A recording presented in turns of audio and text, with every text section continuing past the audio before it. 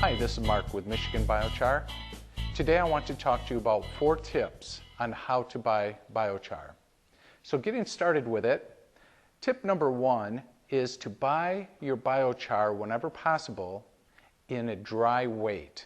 The reason why I say that is biochar is capable of holding 8 to 10 times its weight in water because it acts like a sponge. Merely on a humid day, biochar can actually absorb a lot of water. So again, if at all possible, you want to buy biochar in its dry weight, or you may end up buying a lot of water. So what I'd like to show you is some biochar we ground up, and it's ready for us to inoculate with compost. And you can see just how beautiful this biochar is. It's ground just to the right sizes. And all we need to do is make sure that when this biochar goes into your mix, that we're keeping the moisture out of that biochar as well. So how do we do that? Well, we take this and we take samples and we check for moisture content.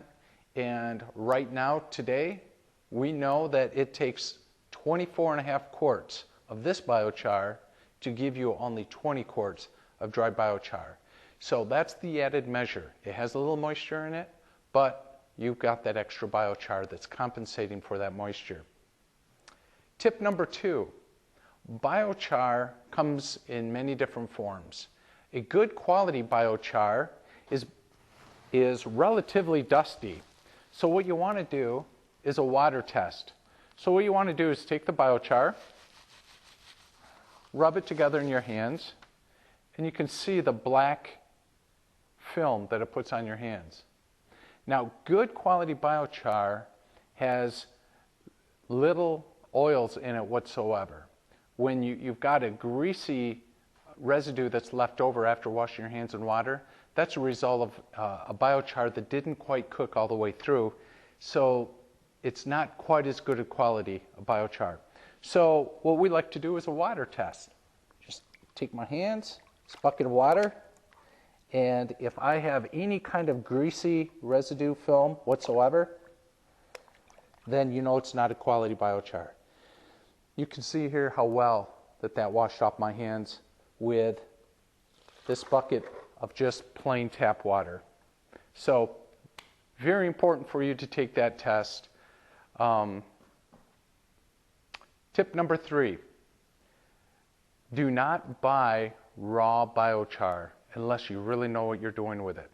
The reason why, biochar, if it's not inoculated, it will actually suck up the moisture and the nutrients out of your garden or whatever you're planting it in. So it's very important that you buy it inoculated. Some people don't, and because they do understand that they already have a garden that's already been pre-charged with compost or whatever. So just buyer beware. It's very important that you buy compost and biochar as a combination. Tip number 4 is know your soil. If you have a very high pH and a very well worked up garden, adding biochar to it will bump your pH up some. So the best fit for biochar really is in a soil that's really depleted of nutrients and low in pH. But it doesn't mean it doesn't work for high pH soils as well. There really is not an application that I'm aware of that biochar is not really a good fit. You've got to remember that biochar, due to its very characteristics, will encourage a growing ecosystem that will help any kind of garden, whether it's low pH or high pH. But do your research and make sure you're aware of what the effects of biochar is in your garden. And last of all, I want to point out that these are just general rules. Each person needs to do their own due diligence. If you have any questions regarding how biochar may act in your garden, we would be happy to help you here at Michigan Biochar.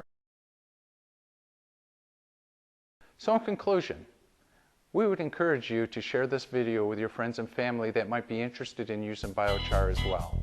And if you want, please leave us a comment. We would love to hear from the people watching our videos. Thank you.